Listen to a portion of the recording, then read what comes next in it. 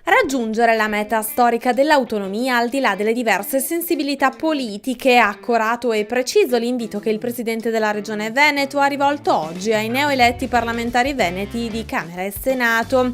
Li ha invitati tutti e 76 a Palazzo Grandi Stazioni di Venezia per caldeggiare la priorità delle priorità, ovvero l'autonomia. 50 quelli presenti dalle più trasversali appartenenze, Partito Democratico e 5 Stelle compresi. Durante l'incontro è stata illustrata la preintesa quadro firmata 4 giorni prima del voto con il sottosegretario Bressa. La trattativa va avanti, ma serve l'aiuto di tutti perché la nuova legge sull'autonomia dovrà essere approvata dalla maggioranza assoluta dei parlamentari eletti.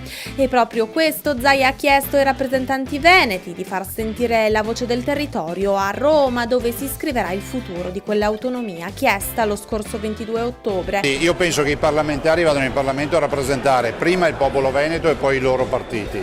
Quindi sono dei temi sul territorio che non hanno ideologia politica, cioè quello dell'autonomia, quello di portare le Olimpiadi, quello di risolvere il problema delle mamme e dei FAS, il tema del teatro stabile del Veneto e molto altro ancora. Qui la politica se ne deve star fuori e ci vuole l'operatività veneta.